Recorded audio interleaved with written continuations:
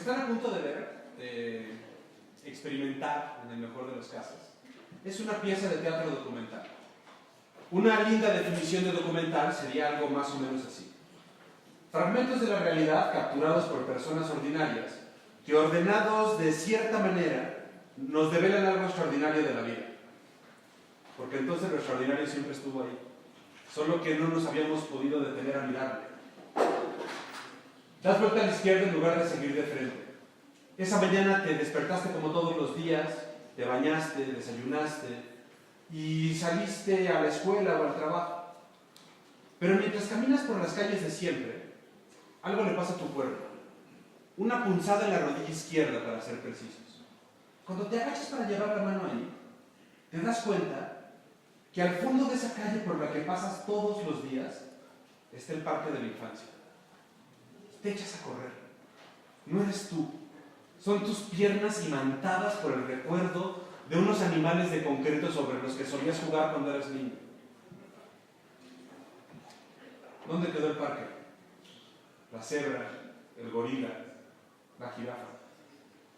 Ahora son un Starbucks, una cervecería artesanal y un Burger King. Te metes al Starbucks, te pides un té, chai, latte caliente con leche light alto, como siempre que vas a un Starbucks. Y te sientas en las mesitas de afuera que son idénticas a las de todos los Starbucks que conoces. Le das un sorbo al té y te echas a llorar, como la cosa más simple y hermosa. Yo no he creado nada. Esto es, si hoy tengo suerte, el camino que me lleva a ese paisaje extraordinario.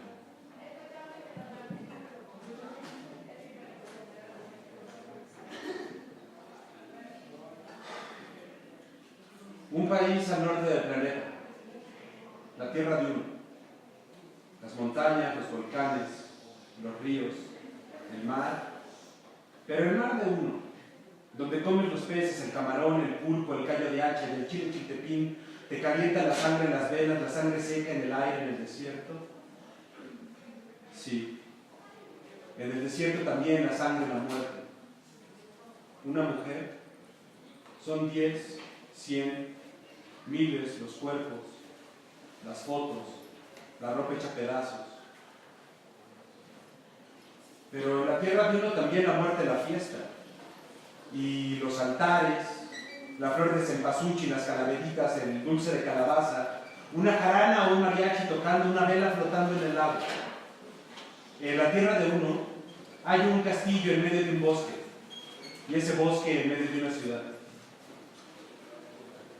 Hay una iglesia sobre una pirámide, y sobre esa pirámide una cruz. Son muchas las cruces en el muro, la muerte en la frontera, son muchos los cruces al día también, la noche también, y el silencio.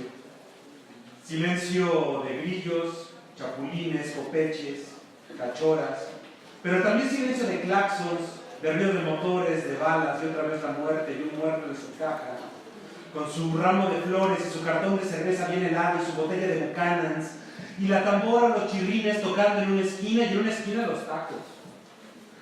El pastor, el bistec, los tacos de canasta, la birria, la cabeza de res, la cabeza de alguien tirada en una esquina, donde el kiosco, donde el parque, donde el triciclo rojo y el reguilete, donde las palomas comen maíz y huele a cacao, a miel de maguey, a pan de mujer, y mujer mi mamá, mis abuelas, mis tías, mi hermana, mujer mi esposa y mi hija, y el miedo.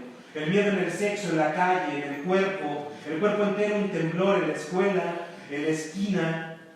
Un edificio se cae y otra vez el olor a muerte, el escombro y unas manos que salvan otras manos que no conocen.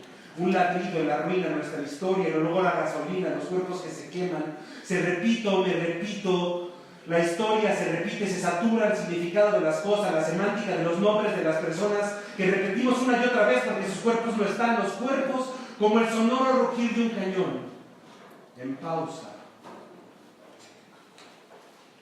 Son el himno de aquel país.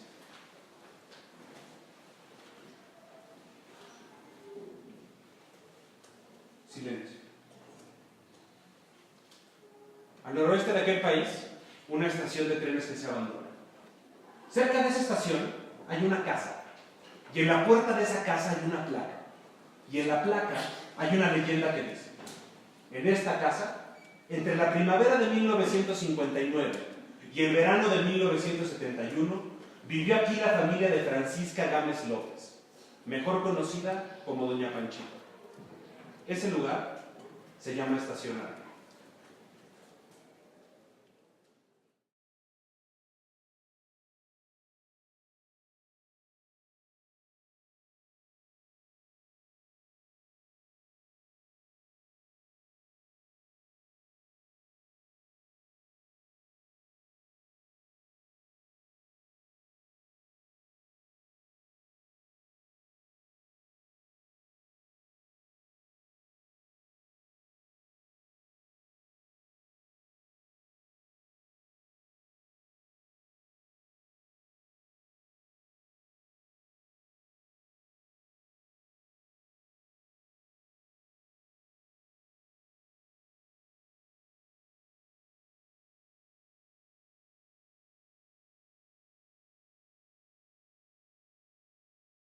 Este documental está creado a partir de los recuerdos de una familia.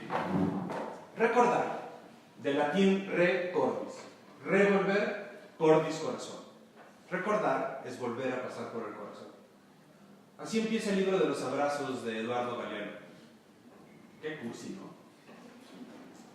Domingo por la tarde, una reunión familiar. Chingos de cerveza, mucha comida, gente platicando por todas partes, una que otra pelea infantil. ¿Alguien recuerda una anécdota de Naranjo? En ese momento, a esa familia, toda la información referente a ese lugar les baja desde sus cerebros al lado izquierdo de sus pechos. Les entra por la aorta recorriendo todo lo que alguna vez sintieron al siquiera pensar en Naranjo, y les recorre los caminos que las cicatrices del tiempo les han labrado en sus corazones. Por eso, aunque hablen de la misma historia, nadie puede contar la misma anécdota. Ninguna geografía cardíaca es igual a otra. En ese momento, piensas en el hombre que escribe sobre abrazos. Y piensas en las manos de ese hombre, dibujando con palabras paisajes de los lugares donde fue feliz, los lugares donde amó la vida. Y es que decir abrazo es decir dos personas se sostienen. Esto es lo que recuerdo de las entrevistas que le hice a la familia de Francisco. Qué pinche cursi, ¿no?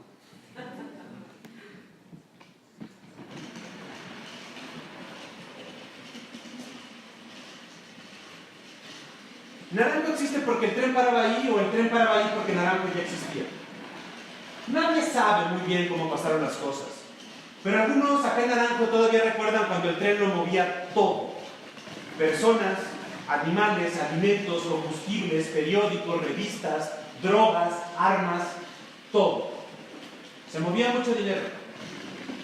Y en aquel país al norte del planeta, cuando se mueve mucho dinero, no se andaría repartiendo de la mejor manera, ¿no?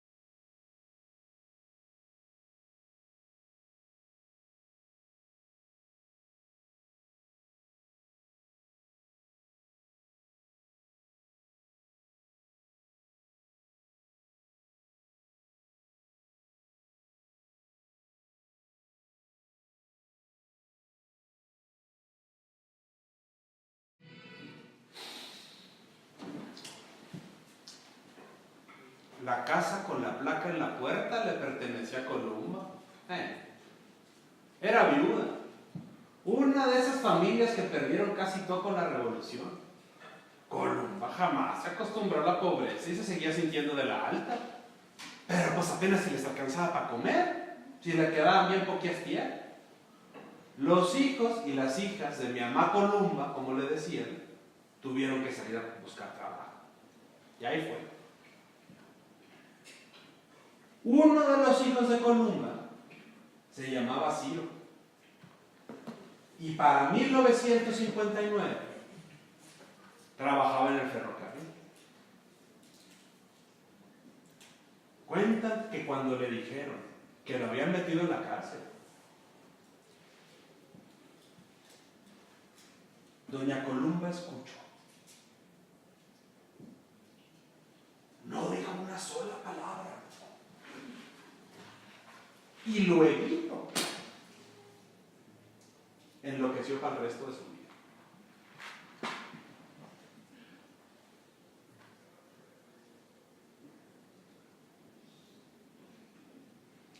Y ahí es donde entra la Panchita a la historia. Doña Panchita estaba casada con don Marcos, otro de los hijos de doña Columba, y vivían acá cerca, en un pueblito más chiquio que este.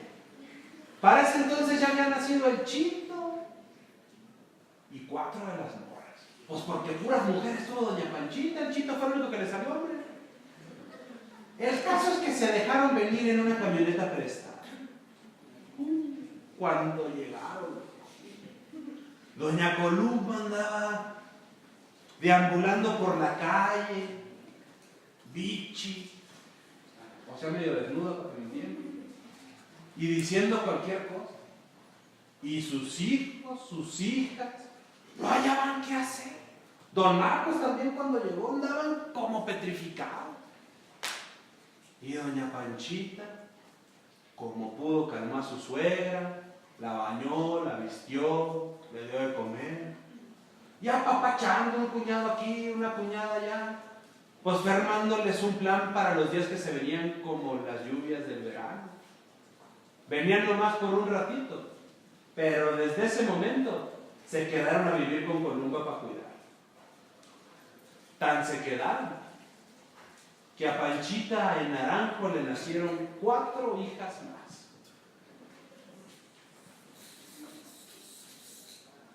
Una casa, un matrimonio, 8 hijas, un hijo varón y una señora loca.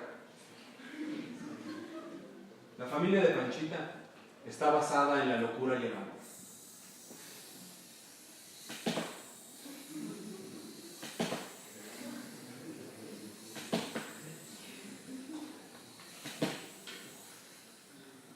Francisca Gámez López, nacida el 3 de noviembre de 1922, madre de 9, casada con Marco Antonio, uno de los hijos de Columba von Armenta.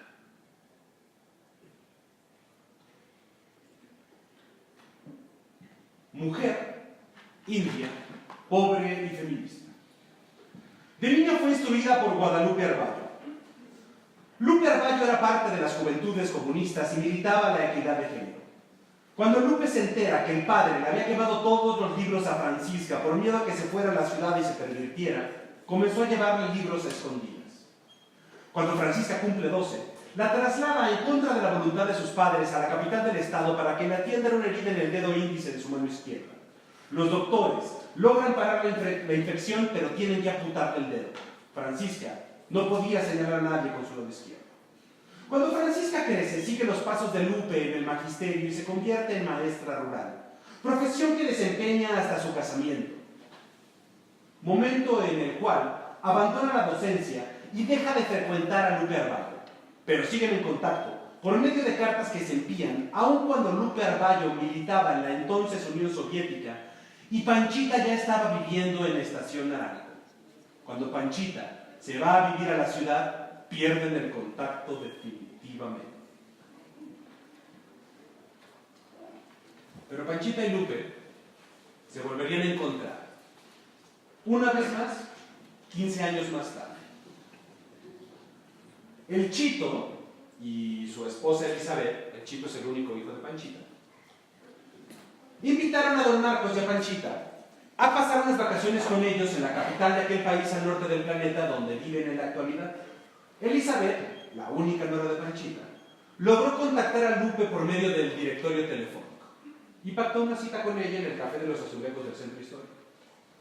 Cuentan que se dieron un abrazo interminable y que Lupe no dejaba de decirle a Panchita: fuiste muy pendeja, Panchita. ¿Para qué te casaste? Si tú estabas para mucho más. Y además acabaste tú manteniendo al hombre. Ay, no, qué pendeja. Cuentan que Francisca solo se reía.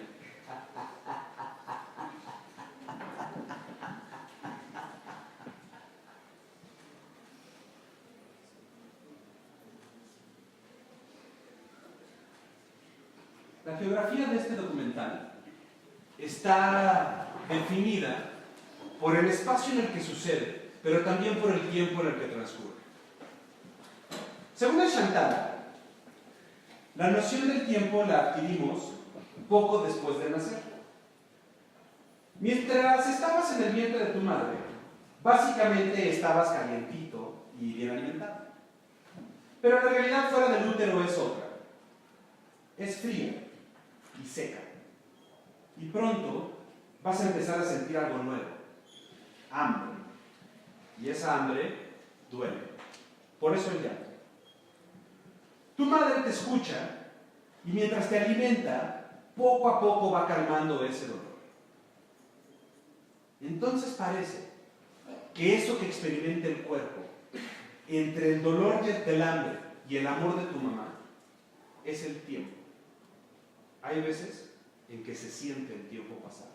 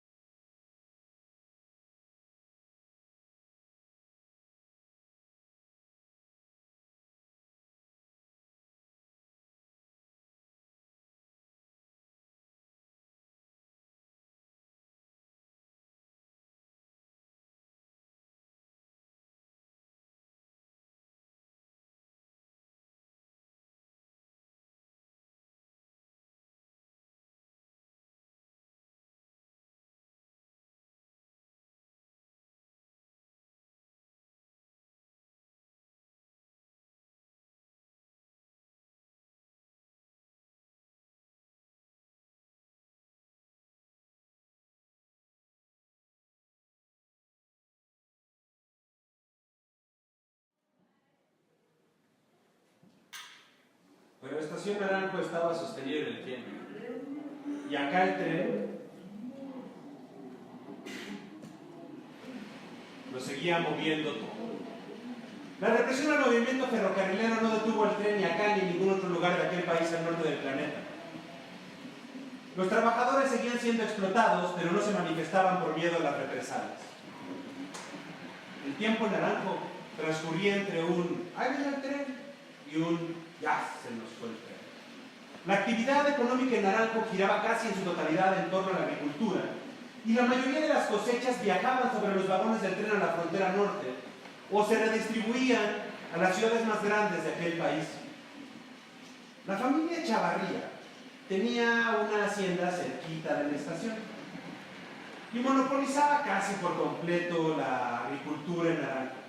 Salvo por otras pocas familias que tenían tierras en mayor cantidad, la mayoría del pueblo apenas sacaba para techo, comida y vestido. Y había quienes ni siquiera para eso. Las vías del tren eran la única conexión de Naranjo con otras realidades. Sobre los vagones llegaban periódicos, un disco de acetato con una que otra novedad musical, revistas, y también viajaban los rollos de película, que se proyectaban en el único cine del pueblo, un cine al aire libre y con suelo de tierra, en el que solo se proyectaban películas los fines de semana. La dueña de ese cine se llamaba Lilia Montemayor, y además de ser dueña de ese cine, era una de las mejores amigas de Francisco. Por lo que doña Panchita y toda su familia podían entrar al cine sin pagar un solo centavo. Ir al cine era uno de los pequeños grandes placeres que se podía dar Panchita. Chinga.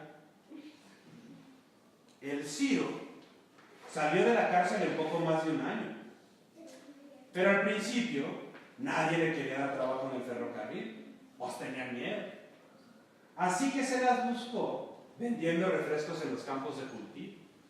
Al resto de las hermanas y sus hermanos no les iba mejor. Y mi mamá Columba, pues seguía loca. Don Marcos administraba unas poquias tierras que le habían quedado y tenía uno que otro trabajito ocasional en época de cosechas. Pero la neta, así que digan cómo le encantaba trabajar al vato, pues no, ¿verdad? Así que doña Panchita se las ingenió para ser la enfermera del pueblo. Ponía inyecciones, sueros, hacía curaciones y esas cosas. Pero pues esas no son tierras de riego. Y ni modo que comieran nomás cuando alguien se enfermaba en el pueblo. Así que además empezó a rentar cuartos de la casa de Columba. En ese entonces venían un friego de maestras a dar clases en los campos de cultivo. Y como trabajaban todo el día, pues Panchita también les daba de comer. Eran como 5 o 6. Se ponía unas chingas. Y en esas andaba cuando salió embarazada de Cecilia, la primera de las hijas que le nació a Genaro. La Ceci, al igual que su hermano el Chipi y el resto de sus hermanas, fue criada en la filosofía de la Pancha. La más grande ayuda a la más chica. Así que entre todas servían a las maestras y ayudaban a limpiar, y las más grandes cocinaban y se encargaban de que las más chiquillas hicieran la tarea. Panchita siempre tenía a su familia al cielo. Pero en una ocasión, parece ser que sintió, pues como que no les había dado de comer lo suficiente. Así que sacó a todas las morras al patio. Y poquito antes de que cayera el sol, las sentó en filita y las peinó. Panchita pensaba que el sol algo las iba a alimentar, pues para completar.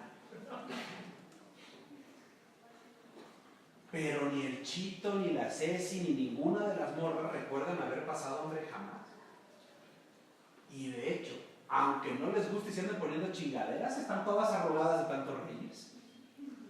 Lo que sí es que la Ceci como que sentía que esa casa no era suya, que andaba de arrimadas, y pues en un sentido tenía razón.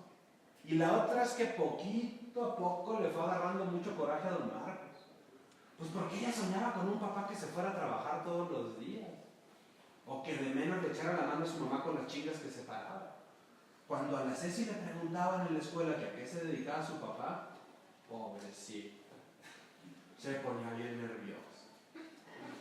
Y contestaba bajito, bajito, ejidatario. Pues no mentía, pero tampoco decía toda la verdad. La Ceci se dejó sus primeros 11 años en Naranjo y fue la más feliz cuando se fueron a vivir a la casa de la ciudad. Cuentan que la primera noche que llegó, salió corriendo para ver cómo las máquinas barredoras limpiaban el asfalto.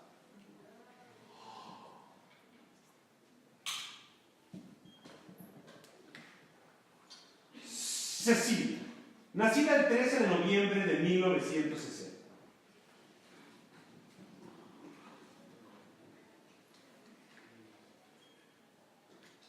Madre de Daniela Josune, Marcela y Cecilia Jimena. Abuela de Maya.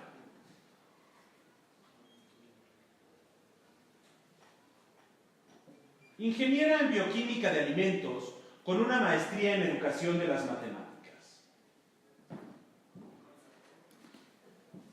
Cecilia es un abrazo constante para toda su familia, pero en particular dice que el amor que siente por su nieta Maya y su hermano el Chito es tan descomunal que se le atraganta en el pecho. Bien chido, dice.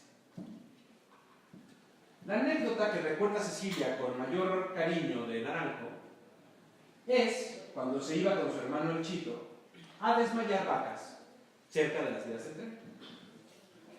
Lo primero era seleccionar las piedras. El tamaño y el peso eran importantes. Luego se acercaban despacito para no espantar a las vacas y les apuntaban justo en medio de los ojos. Desmayaban de 3 a 4 vacas cada vez. A Panchita no le gustaba que fueran a jugar ahí, porque estaban cerca del arroyo y le daba miedo que sus hijas se ahogaran o les hicieran algo. Pero si la Ceci iba con el Chito, la Ceci y el Chito, la dejaban ir a donde fuera. Y a la fecha, Cecilia es feliz a donde quiera que vaya con el Chito. Lo que sigue no sé si me lo estoy inventando o alguien me lo contó. Pero parece ser que una vez Panchita llevó a todas sus hijas a que mojaran los pies en ese arroyo. Y cuando sintió el agüita en los pies, se acordó del Mediterráneo. Doña Panchita jamás salió de aquel país al norte del planeta, pero en la época en la que fue maestra rural, dio clases sobre ese mar que se imaginaba inmenso y sobre las culturas que lo navegaron. A mí me gusta pensar que en ese momento Panchita se dio cuenta que ese arroyo no llevaba a ninguna parte.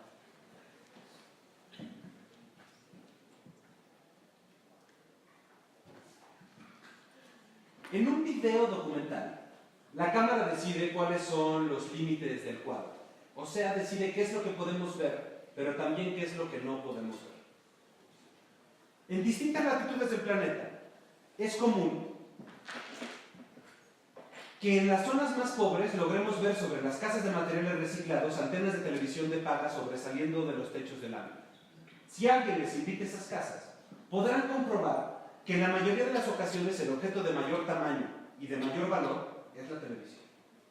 Y ahí va uno con sus: no mames, ¿cómo tienen esa pinche televisión cuando el piso está hecho mierda?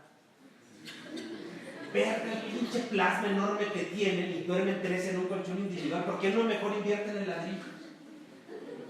Hasta que alguien te explica algo bien simple. Mira, mijo, los ladrillos te mantienen en el rancho. La televisión te saca de acá. Alguien te hace ver fuera del cuadro. Esto no es un video documental, es teatro documental. Y acá, de alguna manera, el límite del cuadro, la cámara, está sustituida por la mirada del espectador. Acá, cada uno de ustedes decide el límite de su cuadro.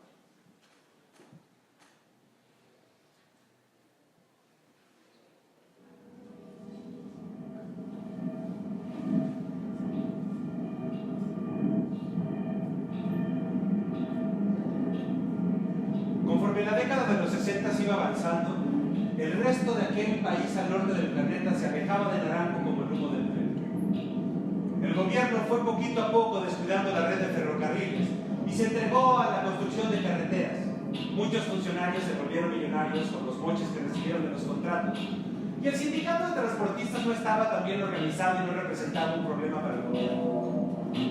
Con mejores caminos, la gente dejó de utilizar el tren como principal medio de transporte y empezó a utilizar los autobuses, que eran más rápidos, más directos y tenían más horarios. Las cosechas se empezaron a mover directamente desde los campos de cultivo y el tren necesitaba cada vez menos vagones. La familia Chavarría Mudó su hacienda a un lugar más cerca de la capital del estado, llevándose una de las principales fuentes de empleo. En Naranjo, pocas calles estaban pavimentadas, no había drenaje y pocas casas tenían luz o agua corriente. La escuela solo llegaba hasta primaria. Las hijas de Panchita estaban creciendo. Estación Naranjo, no. Para 1968. Para entonces el Ciro ya había sido restituido como trabajador del ferrocarril. De hecho era jefe de estación. Se había ido a un pueblo que está entre Naranjo y la capital del estado. Pero el tren ya venía bien jodido. En ese entonces, el Chito vivía con él, estaba haciendo la preparatoria. Fíjate que ya otras hijas de Panchita se habían ido a estudiar, pero la que salió bien especial para eso fue la Columbita. Fíjate, desde que la Columbita estaba bien chiquita, se iba con Panchita cuando le hacía de enfermera. Estaba bien plebita cuando aprendió a inyectar, no le daba miedo. Una vez hasta le ayudó a amortajar un cuerpo para que se lo llevaran a velar. Pues entonces, cuando la Columbita terminó la secundaria, pues quiso estudiar con enfermería. Y esa carrera nomás la daban en la capital del estado. Si una cosa tenía clara Panchita, es que solo con la educación su familia iba a salir adelante. Así que como pudo, acomodó la colo con una pariente, y yo creo que le enviaba un poquito de dinero para que comiera. Estaba bien chiquita la Columba, tenía 14 años cuando se fue sola a vivir allá. El caso es que para pasar la Navidad, la Columbita regresó a Naranjo. Y parece ser que nomás llegando, se quedó sola con Panchita.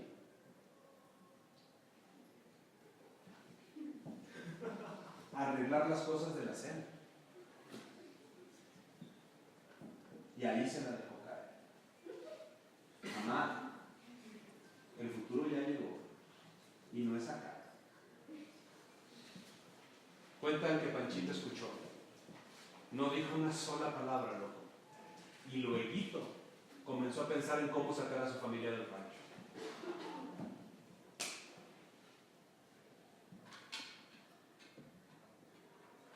Columba, nacida la víspera de la Navidad de 1953. Madre de Ricardo y Bernardo. Abuela de Nicole. Enfermera profesional, licenciada y maestra en historia. Actualmente está jubilada. Columba es una mujer fuerte, práctica e inteligente. Tal vez por eso, doña Panchita decidió que ella estuviera con ella en el momento del final. Y así fue. El funeral de Francisca fue eterno porque estaban esperando a su hija mayor, que se llama Claudina, que vive ahora muy lejos y no había conseguido avión. Así que Columba fue por ella a la terminal de autobuses y le dijo a una mujer que había atravesado medio país al norte del planeta para enterrar a su mamá: hermana, esto ha estado muy cansado. Te voy a pedir que seas breve en tu despedida y que por favor evites el Dios mío porque te la llevaste. Columba es una mujer fuerte, práctica e inteligente.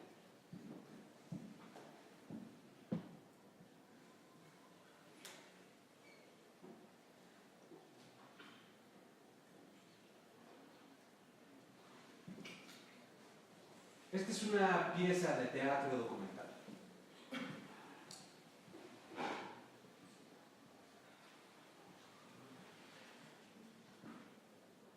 Y una de las estructuras fundadoras del teatro occidental es el drama. Y una de las reflexiones alrededor del teatro piensa en la representación. Representar, volver a presentar, traer al presente lo ausente, un cuerpo presente en sustitución de otro cuerpo que no puede estar allí. Como en la serie del Chapo Guzmán, ¿verdad? Bueno, el caso es que en la serie está el abogado del Chapo con Kate del Castillo, que en la serie no se llama Kate del Castillo, pero todos sabemos que es Kate del Castillo y nadie se acuerda del nombre que le pusieron al personaje. El caso es que Kate está a punto de mandar a la verga al abogado hasta que el abogado le dice: vengo en representación del señor Joaquín Guzmán Loera. En ese momento, Kate, que no es Kate, se paraliza. Porque de alguna manera, el mismísimo Chapo Guzmán entró a la habitación. Y ella sabe que desde ese instante, todo lo que diga el abogado, realmente lo está diciendo el más cabrón de los capos del narcotráfico. Por un momento, el abogado es él mismo y el Chapo Guzmán, al mismo tiempo. Como yo ahora, que soy Marcos Norzagaray, pero estoy aquí representando a un cabrón que supo algo de una mujer al norte de aquel país, al norte del planeta, y hizo un viaje allá para hacer esta pieza de teatro documental, para que no se nos olvide. La siguiente escena es probablemente la más famosa, la más vista y la más imitada del cine de oro de aquel país al norte del planeta. Una pequeña muestra de nuestra educación sentimental.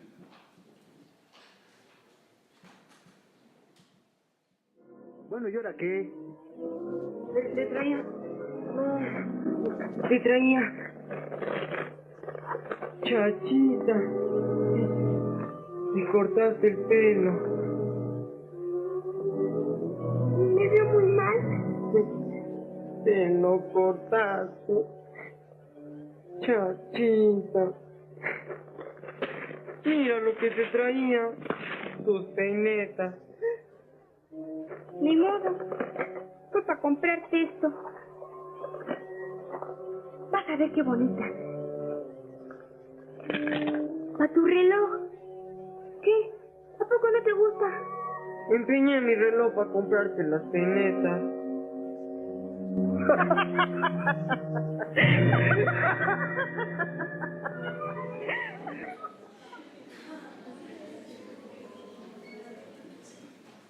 Era el verano del 68. Y en aquel país al norte del planeta hacía tiempo que la realidad estaba asfaltada, tenía agua corriente, muchos automóviles, universidades, bares y lugares para bailar. Era el verano del 68 y en la Estación Naranjo todo seguía igual. Pero en la casa de Panchita había empezado una pequeña revolución.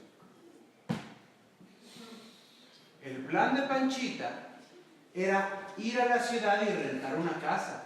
Y ahí subalquilarle cuartos a los morros y las morras que dejaban los ranchos para estudiar allá. Pero al principio no le alcanzaba si se llevaba a toda su familia. Así que acá se quedó la Blanca, que es la segunda de sus hijas, a cargo de las 5 más chiquillas. También estaba don Marcos, pero como de costumbre se la llevaba esperando a ver si las tierras le habían dejado algo. Y estaban las maestras, pues ellas vivían. Las mismas 5 y 6 que la Blanca atendía igualito que los de su sacrosanta madre.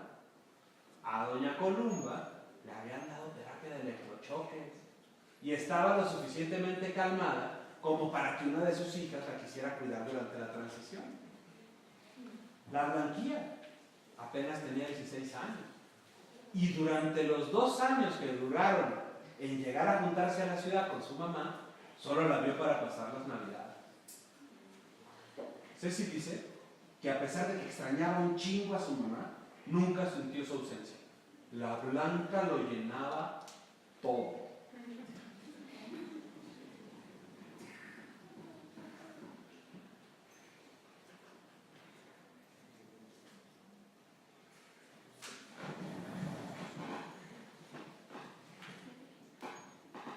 Luego se le llenó la casa a Panchita de estudiantes.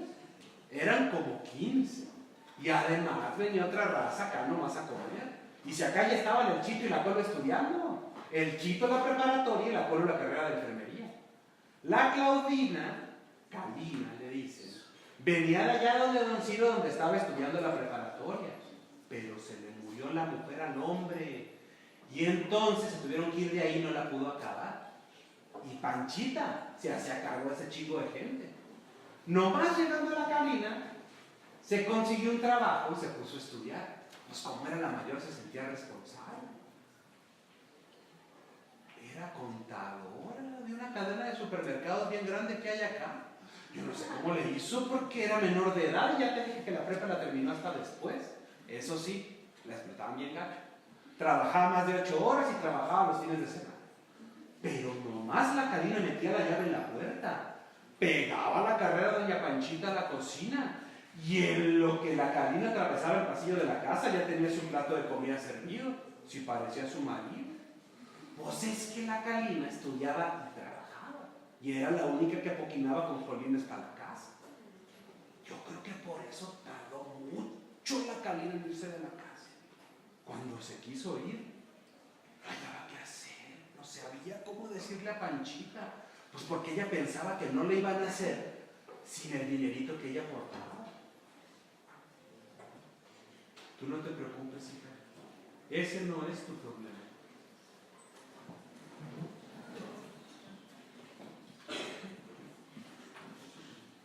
Claudina, nacida el 8 de octubre de 1950.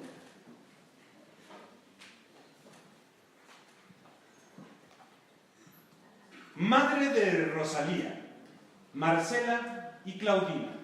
Abuela de Roque Rafael, Gael y Montserrat. Tiene estudios truncos en contaduría pública.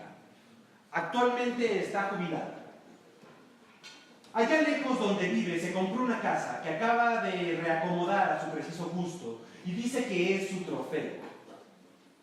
Dice que lo que más disfruta ahora es su soledad.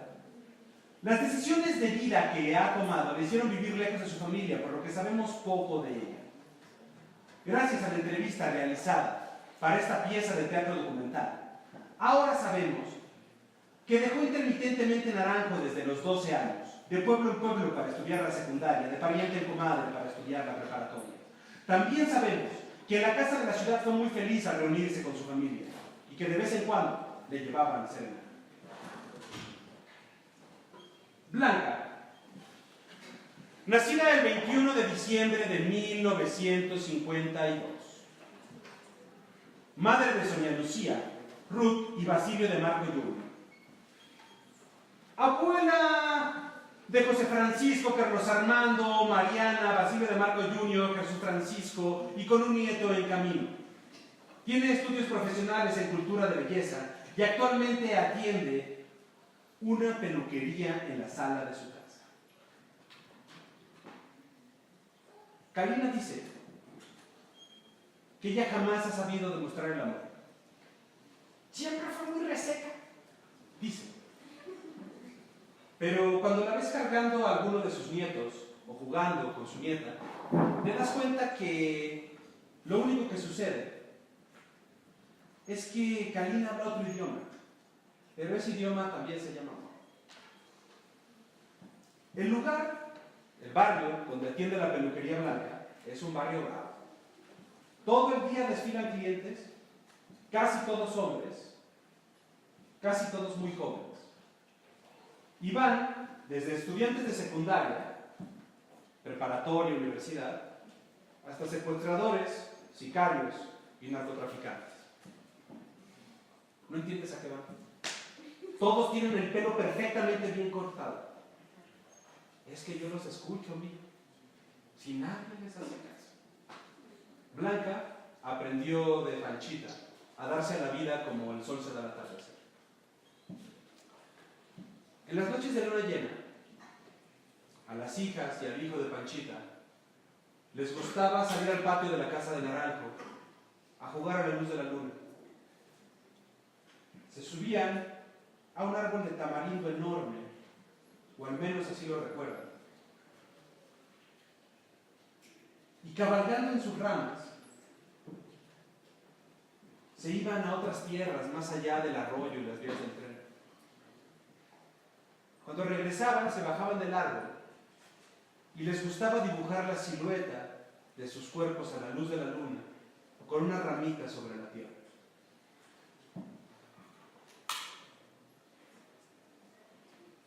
Una rama dibujando siluetas a la luz de la luna. Esa sería una linda imagen para despedirse de Naranjo.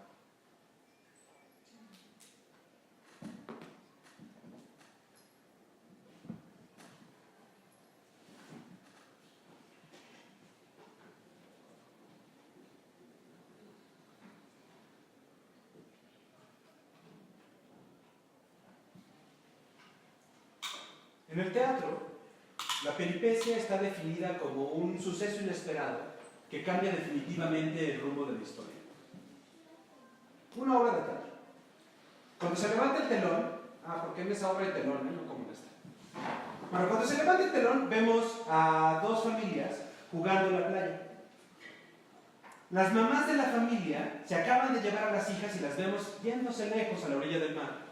Los hijos varones de la familia están por ahí jugando y sin ponerle demasiada atención a nada que no tenga un bikini. Por primera vez, los varones de la familia se quedan solos, los papás. Ellos se quieren como se quieren los machos. Toman cerveza, platican del trabajo, de los lugares a los que han viajado, de los lugares de donde son. Y en un momento un papá le dice al otro que cuando él era chiquito le tocó ver a varios atropellados por el tren y en una ocasión le tocó ver como a 5 o 6 baleados. Que le tiene pavor a la sangre, que no soporta el sufrimiento propio ni ajeno. Que a la fecha no trabaja en los hospitales y que cuando le tienen que sacar sangre se pone un antifaz, le agarra la mano a su mujer, se pone unos audífonos para escuchar música y le grita a las enfermeras: ¡vampiras! ¡Vampiras! Se cagan de risa. El otro papá le va aflojando la cervecita al cuerpo y en un momento le cuenta que ahí cerquita donde están, de esa playa, vive un pariente al que le nació un hijo que está para atrás.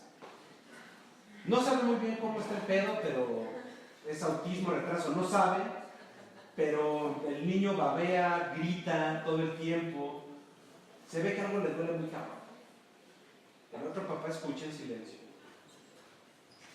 Ese papá que no soporta el sufrimiento propio ni ajeno, el que le grita vampiras a las enfermeras y no soporta ver la sangre, le da un traguito a la cerveza y después de un rato le dice: vamos, compadre, yo lo acompaño. Un suceso inesperado que cambia definitivamente el rumbo de una historia.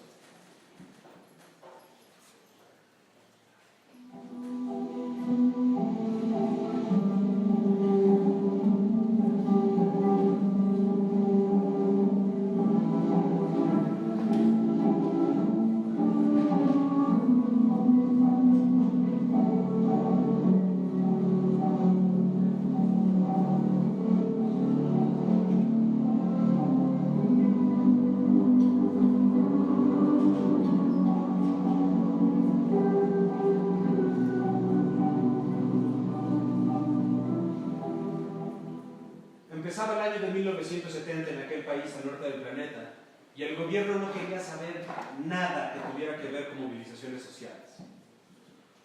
Estaba planeando las bases para lo que después conoceríamos y sufriríamos como neoliberalismo. En contraste, estudiantes provenientes de esas movilizaciones y otras organizaciones de izquierda se unificaban como una única fuerza para instaurar un gobierno comunista.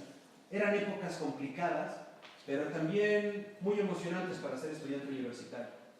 Las ciudades de aquel país al norte del planeta se llenaron de estudiantes que dejaron atrás sus ranchos y sus pueblos para buscar una vida mejor. Algunas, llegaban a lugares de alquiler a la medida de sus posibilidades, otras y otros llegaban con alguna comadre o algún pariente, y una minoría afortunada llegaba a vivir a la casa de doña Panchita.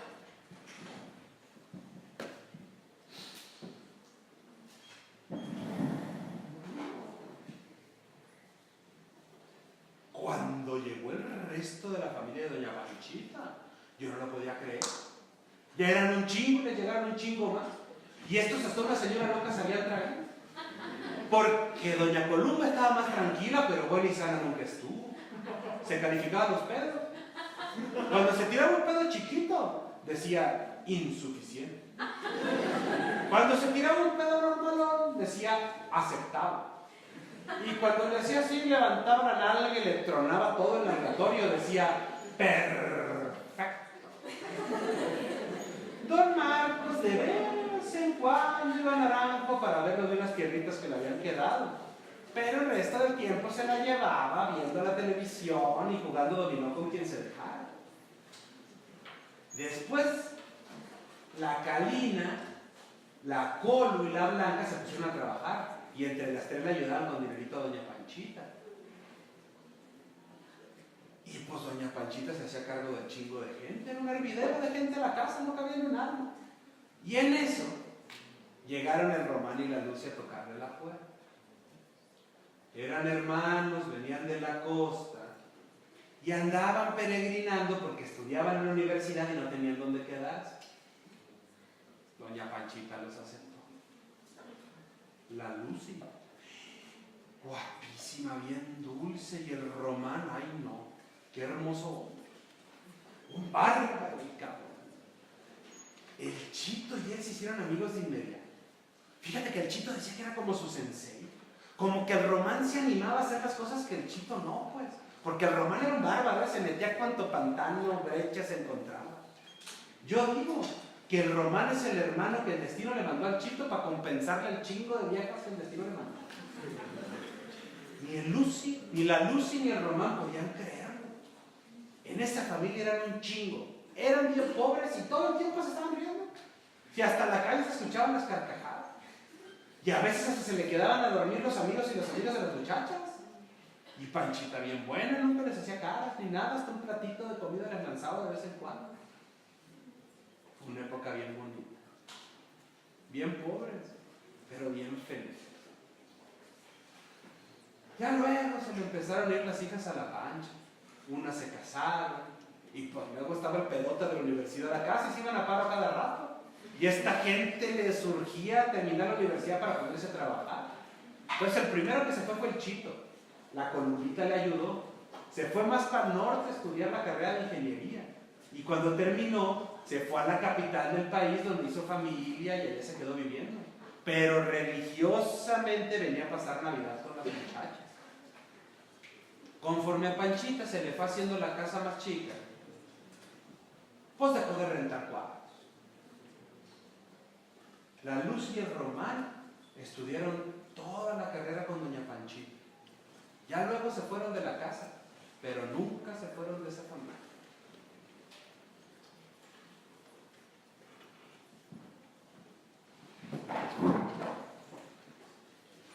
Lucía Guadalupe Leiva Morales. Nacida el 13 de diciembre de 1953. Madre de Enrique Esaías, Alfredo Ulises, Alba Lucía y Enrique Íñiguez. Abuela de Zoé y Alba Sofía. Licenciada en Economía con una maestría y un doctorado en Educación. Actualmente está jubilada. Lucía dice que en casa de Panchita se sentía segura y que podía decir absolutamente todo lo que pensaba sin miedo a que la juzgaran. Dice que lo que más le sorprendía de la familia de Panchita era que tenía un gusto casi infantil por la vida. César Román Leiva Morales, nacido el 8 de octubre de 1954. Padre de Alejandro, César Román, Román Mijail y Casandra. Abuelo de Emiliano, Jimena, Alison, Wendy y Isabel. Ingeniero agrónomo. A Román solo puedes localizarlo cuando él quiere. Cambia constantemente su domicilio buscando un lugar como a él le gusta. Que yo sé el primer cabrón que ha puesto el pie aquí. A Román fue imposible localizarlo para hacerle una entrevista.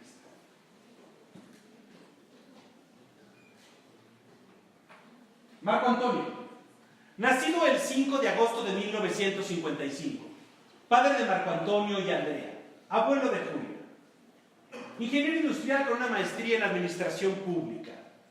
De los hijos de Panchita fue quien más convivió con Ciro en ferrocarriles. Dice que Estación Naranjo huele a chapopote. En ese entonces se utilizaba una brea a base de gasolina para proteger los durmientes de madera de las vías del tren. Cuando llegabas a Naranjo, y con aquel calor, te golpeaba el olor. Chingón.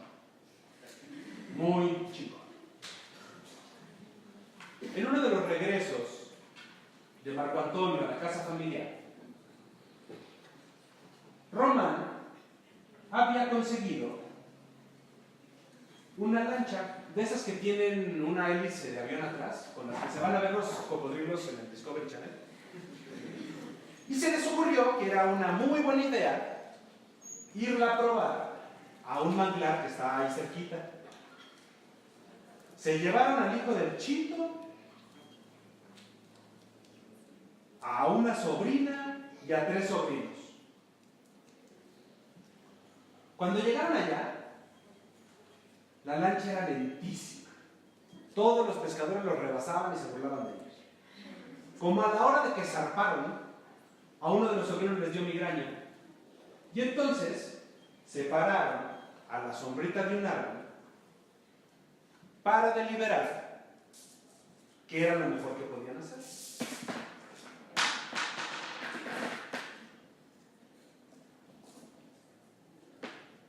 Cuando por fin resolvieron que lo mejor que podían hacer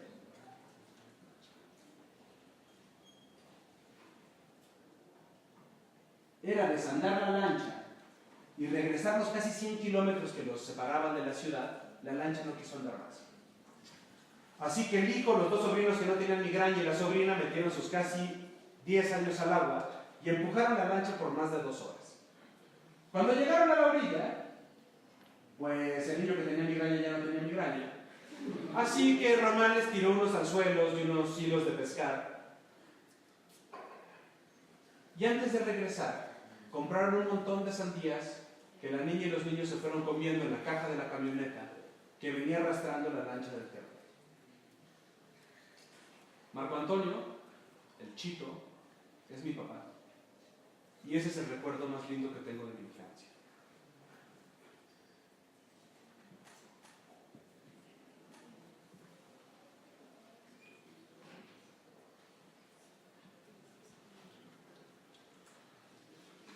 Para honrar, recordar y reconocer los sucesos que le han dado forma a nuestra historia, la humanidad decidió representar.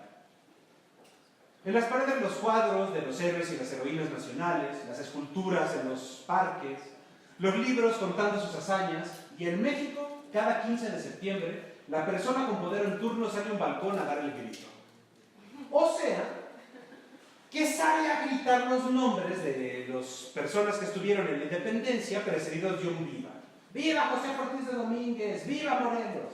Las personas que estamos abajo, que podemos ir desde una familia hasta toda una nación, repetimos ¡viva! Acto seguido, esa persona con poder toca una chingada campana para representar lo que hizo el cura Hidalgo en 1810. Es bellísimo, ¿sí o no? ¿Por qué esa persona con poder en turno no se da cuenta que lo que hizo el cura Hidalgo tocando la campana era llamar a la chingada insurrección del pueblo que estaba abajo? O sea que básicamente lo que nos está pidiendo esa persona es que le hagamos una revolución. Las personas que estamos abajo sabemos que eso está, pues nadie va a ir a tomar las armas. Pero algo en nuestros cuerpos siente la sensación de libertad. Tal vez por eso nos ponemos una pedota. Recordar, reconocer y honrar a las personas que nos dieron patria. Patria, del latín patria, familia.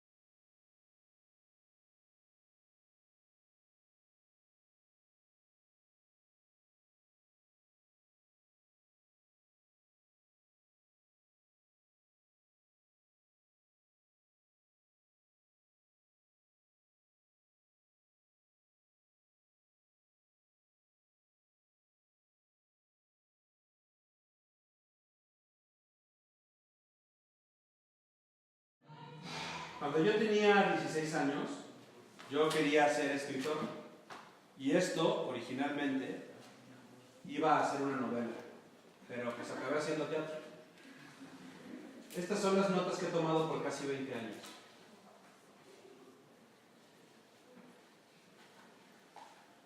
Dos veces fuimos en tren a Culiacán desde la Ciudad de México. Fue a finales de los 80. Salíamos por la noche, como a las 9, Y como a las 10 de la mañana llegábamos a Guadalajara, donde se hacía el cambio de tren. Ahí empezaba o terminaba el ferrocarril. Se llamaba Ferrocarril del Pacífico y la otra punta estaba hasta Nogales, la frontera norte.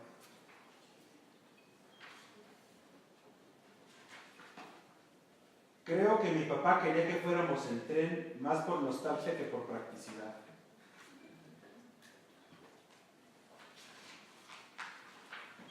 El trayecto era más largo que la primaria. Hacía un chingo de calor y tardaba una eternidad. Cuando pasamos por Estación Bamoa, mi papá me contó que mi tío abuelo Ciro fue preso político y que él había vivido con él mientras hacía la secundaria, ahí, en Bamoa, de los 12 a los 15 años. Cuando llegamos a Culiacán, era de noche. Vi a un grupo de gente festejando que llegaba el tren. Eran como 20, o así lo recuerdo más o menos. Y pensé, qué buena onda. Luego me di cuenta que era mi familia que llevaba varias horas esperando a que llegara. Poco después de esos viajes, el tren de pasajeros dejó de existir en México, nuestro país al norte del planeta. Para cuando yo me acuerdo, en la casa de mi abuela pues ya no rentaban cuartos. A los pocos meses de que yo nací, mi mamá Columba, la señora loca, mi bisabuela, se murió. Y el único recuerdo que tengo de mi tío Ciro es en la casa de mi abuela, la casa de la calle Zaragoza.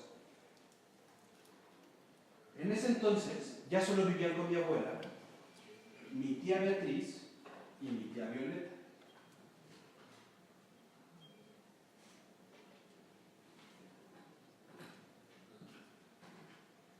De ellas me acuerdo que tardaban un chingo en arreglarse. Y que cuando terminaban salían a la sala de la casa, una sala de tela verde, y fumaban un chingo en lo que esperaban a un galán o a alguno de sus amigos. A nosotras, a mis primas y a mis primos nos encantaba jugar en su cuarto, porque había 3 camas individuales, yo creo que de la época en la que rentaban cuartos. Y entonces pues podía saltar de una a la otra, ¿no? Y mi tía Beatriz, Namanga le decimos a mi tía Beatriz, nos agarraba siempre así, cuando abría la puerta nos agarraba así como en el aire, y después nos perseguía con una chancla.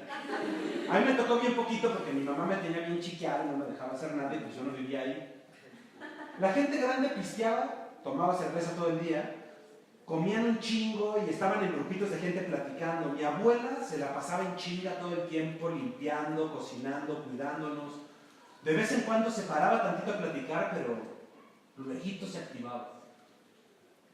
Yo me despedí de esa casa en 1993.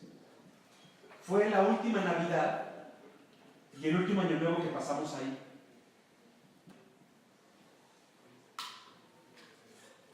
Fuimos a tomarnos una foto a un salón fotográfico y todo. Mi hermana Andrea y mi prima Jimena eran las más chiquitas de la familia y se las pusieron en las piernas a mis abuelos. Ahora entiendo que esa foto era una especie de despedida. Yo había comido un chingo, como siempre, y justo antes del clip me vomité. La guacareada quedó inmortalizada en esa última foto que nos tomamos la última Navidad que pasamos en la siempre amada casa de las Argos. Unos cuantos meses más tarde, mis abuelos, mi tía Beatriz y mi tía Violeta se fueron a vivir a una casa bien lejos del centro.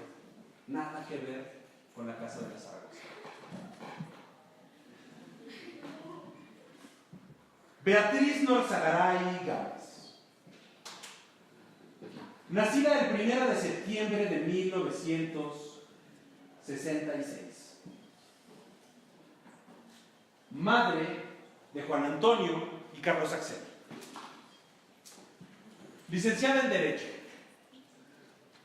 Actualmente trabaja en una zona ejidal llamada Villa Juárez como maestra de preparatoria, una de muchas tierras secuestradas por la violencia y el narcotráfico.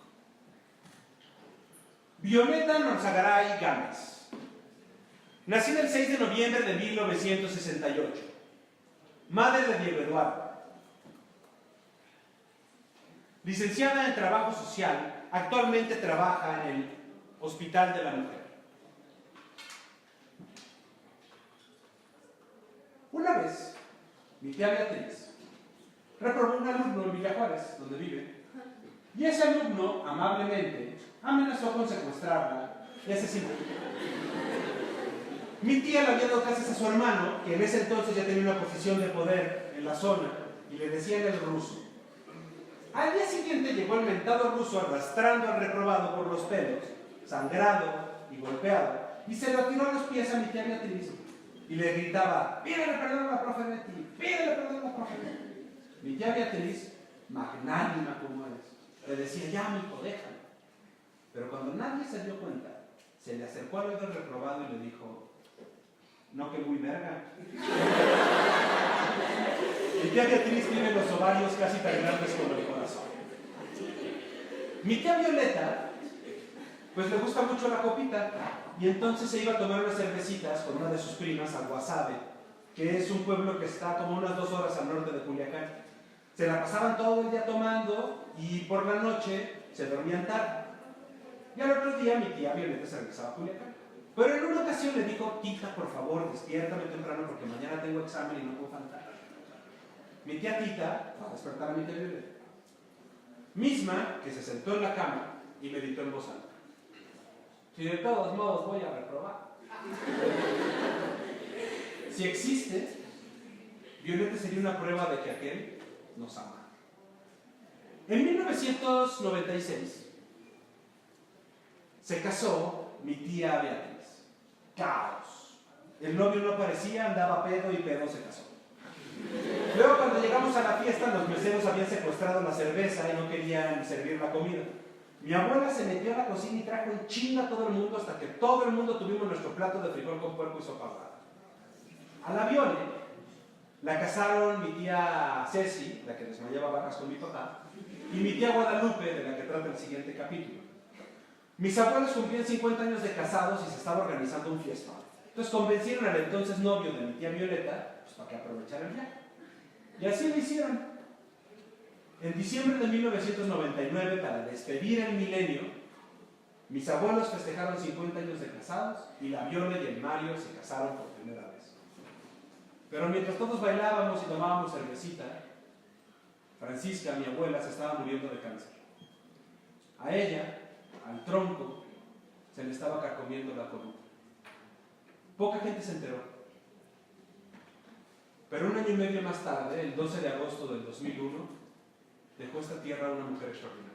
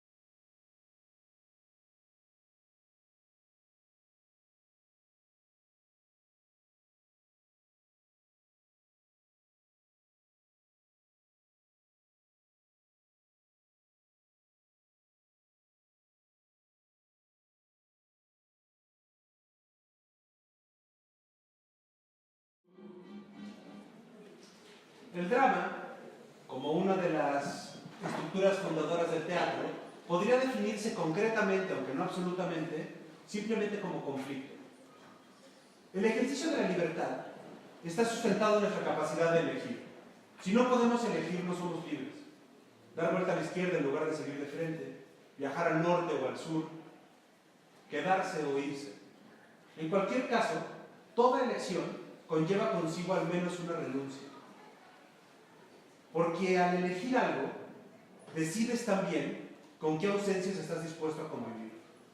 Entonces, el ejercicio de la libertad está atravesado por el conflicto que existe entre aquello que eliges y aquellas cosas a las que renuncias. Quien te enseña a ser libre, de alguna manera, también te enseña a convivir con tus ausencias.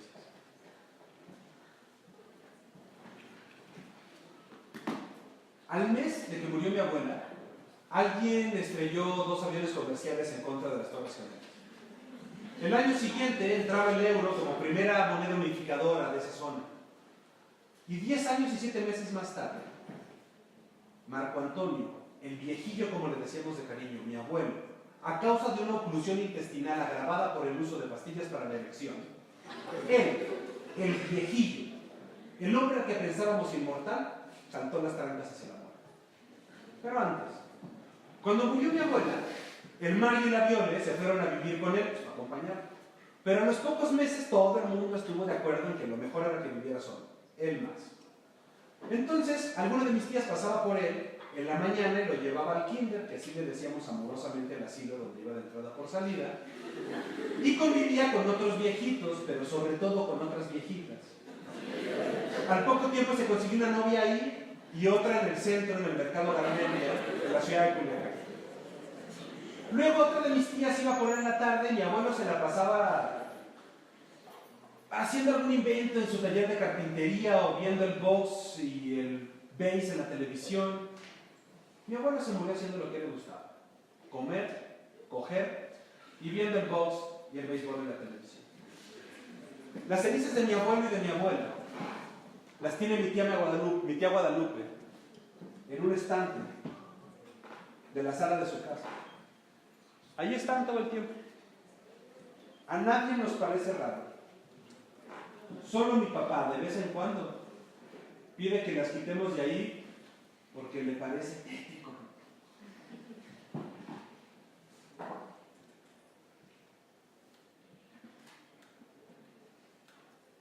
Una vez fuimos toda la familia a visitar a mi tía Chuy al lugar donde nació mi abuela.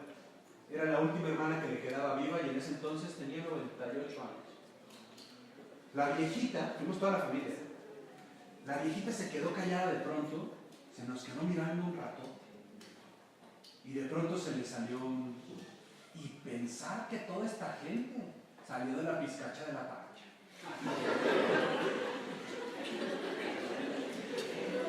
Vivir sin Francisca no fue fácil para nadie.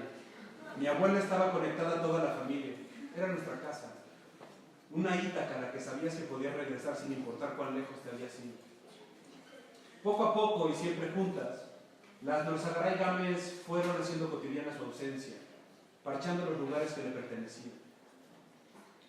En algún momento, mi tía Guadalupe se dio cuenta que necesitábamos construir otro puerto al cual poder regresar.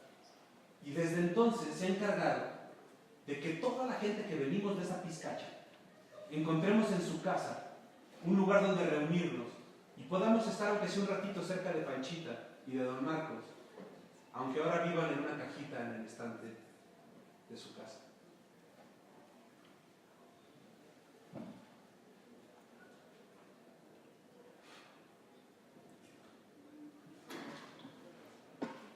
Guadalupe Norzagaray Gámez.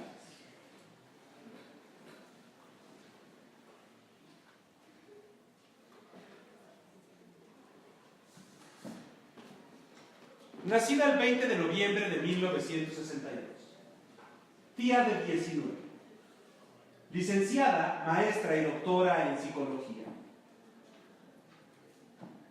Amante del box y el béisbol, herencia de su padre, el orden y la limpieza heredada de su madre derivaron en un pequeño trastorno obsesivo-compulsivo. Pero es precisamente ese control de su entorno lo que le permite ser relajada con su sobrinaje y no preocuparse por lo que le dicen ni decirles qué hacer, sino dejarles que tomen sus propias decisiones, como lo hizo su madre con él. Cuando yo decidí hacer esta pieza de teatro documental, fue mi tía Guadalupe la que rentó el autobús para que pudiéramos ir a Naranjo.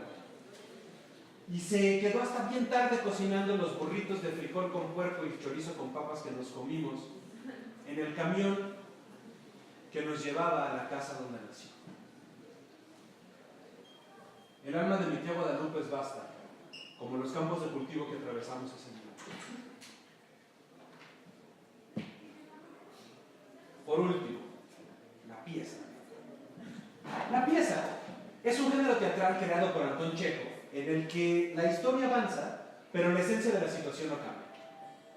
En Las Tres Hermanas, una de sus obras más famosas, Irina, Masha y Olga viven en una zona rural rusa y sueñan con volver a Moscú, la tierra donde nacieron. Su papá murió hace un año y consideran que es luto suficiente. En este momento, uno cree que lo que va a ver es una obra que trata sobre las peripecias del viaje y las vicisitudes de un trío de pueblerinas llegando a la ciudad. O una obra increíble sobre conexión entrañable con la tierra y la patria. Pero no. En Las Tres Hermanas, el tiempo sigue pasando y jamás logran llegar a Moscú.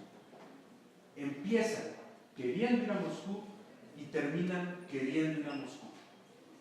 Por eso, cuando alguna de las tres hacia el final de la obra menciona su deseo de ir a Moscú, a uno se le apachurra un poquito el corazón. Estación Naranjo no está en Rusia, está en Sinaloa, México. Y acá la esencia de la situación es otra. Fíjate que por suerte no me ha tocado así presenciar más que el asesinato, no de verlo así de cerca. Aquí de pronto oí yo una detonación, yo jamás había oído detonación. Y vimos que pasó la camioneta toda ensangrentada, así como en las películas de Tarantino, con chispeados de sangre los vidrios, el tipo recargado en el vidrio de la ventana, ya muerto, lo vimos pasar, muerto, y chocó. Yo estaba en la casa cuando llega mi corazón y me dijo, acaban de matar a tu amigo. ¿Qué amigo? Al Javier, no lo puedo creer. ¿Sí? Me dijo, prende la tele. Y prendí la tele y la canción de asesino. Híjole, me pegó un montón. Porque tenía que 3, 4 días que lo veía. 12 personas que yo quería, 12. Son mis clientes, eran mis clientes, eran parte de mi vida. No eran mis hijos, no eran mis sobrinos, nada. No había parentesco, pero sí había una relación de amistad. Ya me los mataron a todos. Empezar una balacera, me puse tan nerviosa. Yo no estoy acostumbrada ya a eso. Y no hallaba qué hacer. ¿Qué hago? ¿Qué hago, Ruth? ¿Qué hago? Y el instinto de conservación, yo creo, me metí en la primera cochera que había abierto. Y efectivamente, empezó la balacera. El papá de un alumno lo mataron de eso fue el semestre pasado, por asaltarlo. Lo apuñalaron. Chingo de balas y se quejaban y sangre por todos lados. No te digo que no recuerdo bien la escena, pero eran más de 2 y por lo menos de la impresión que te da ver cabrones con hoyos en el cuerpo y quejándose y sangrando. Puta, qué pinche miedo. Yo creo que era tener unos 7, 8, cuando mucho. ¿Sí? Aquí atrás mataron a una muchacha. Yo escuché los balazos, escuché los gritos. Pues hasta eso no fue tanto el tiempo, pero sí fue muy impresionante ver que el Mario tenía la pistola en la cabeza. Y pues, bien horrible. Un chico que vendía periódicos me agarró una bubis, una chichi. Me dejó marcado su mano de tinta. Y recuerdo que no entendía. Acabo de perder un alumno también el semestre pasado. Lo levantaron junto con otros más, bastantes más, eran como 12 personas que levantaron. A él lo encontraron afortunadamente a los 2 días. Y bueno, pues fuimos a su velorio.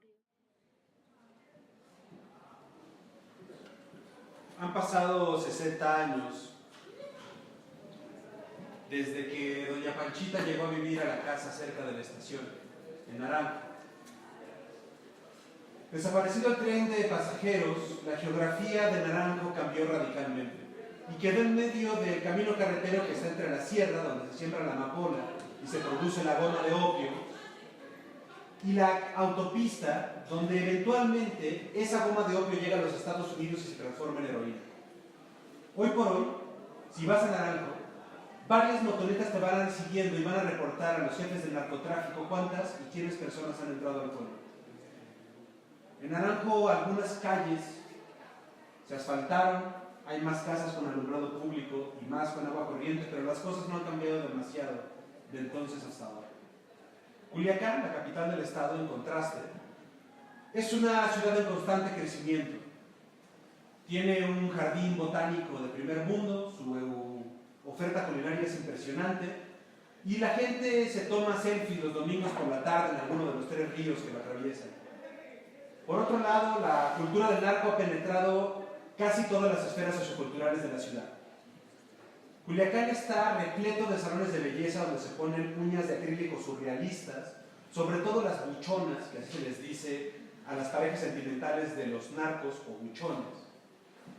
Todo el tiempo ya, y en todas partes suenan narcocorridos donde se cuentan las hazañas de los jefes de narcotráfico, y es muy común ver sobre las mesas de los restaurantes pistolas y rifles de asalto AK-47 a los cuales los narcos le llaman cariñosamente cuernos de chivo. Culiacán está dentro de las 5 ciudades con la tasa de asesinatos más alta del mundo. Para mí, a Culiacán la atraviesan 3 ríos y la paradoja de ser un lugar increíble y terrible para mí. Chendi, yo sé que tú no vas a volver. No, mamá, ¿cómo crees? De alguna manera, tanto mi abuela como mi tía Chendi, mi tía Rosenda, tuvieron razón. Mi abuela jamás vio volver a su hija a Culiacán.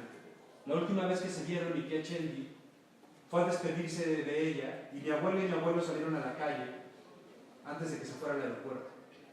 Unos meses más tarde, esa también sería la última fotografía que yo tendría de mi abuela. Había cumplido 15 años, una prima, y yo fui el único de mi familia que pudo ir. Meses más tarde, mi abuela se murió. Pero mi tía Chendi, mi tía Rosenda, también tuvo razón. Porque hace 10 años, y después de haber vivido en 27 casas, mi tía Chendi decidió volver. Pero antes de poder volver a Culiacán, de alguna manera mi tía Chendi regresó al rancho. No a Estación Naranjo, sino al Dorado, un pueblo en la costa, que también está secuestrado por el narcotráfico y en un 50% viven sicarios ahí. Mi tía Chendi había conseguido una plaza en la universidad y se tuvo que ir a vivir ahí en lo que se abría la plaza en Culiacán, y tardó 2 años en poderse ir a vivir a la ciudad donde vive ahora, Culiacán, cerca de sus hermanas, sola, en su casa número 28. Cuando era chica, mi tía Chendi era la consentida de mi abuelo. Cuestión que le causó la animadversión de sus hermanas por un tiempo. Pero luego en la adolescencia nuestros papás dejan de ser nuestros superhéroes. Y mi tía no dejó de reprocharle a su papá pues que no trabajara, que no se preocupara por si tenían o no tenían ciertas cosas. Luego mi tía Chendi creció. Y crecer es entender algunas cosas. Y lo que entendió es que si su padre hubiera sido ese hombre trabajador con el que ella soñaba, seguramente lo hubieran criado bajo el más mero estilo patriarcal del noroeste de México. Y su mamá no hubiera podido tomar todas las decisiones que tomó. Seguramente hubiera seguido viviendo en el rancho o no estarían vivas. Una hermosa y compleja paradoja, como lo es mi tía Chendi.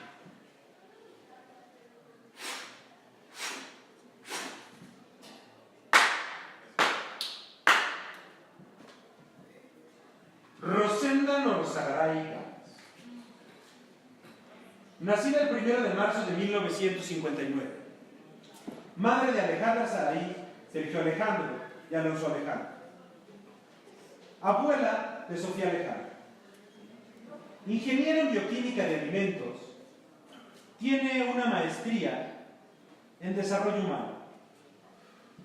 Actualmente trabaja en la Universidad Tecnológica de Sinaloa como maestra Y además impulsa un programa para atraer a los jóvenes de preparatoria a estudiar una carrera universitaria, dando así una alternativa al panorama de violencia de la región.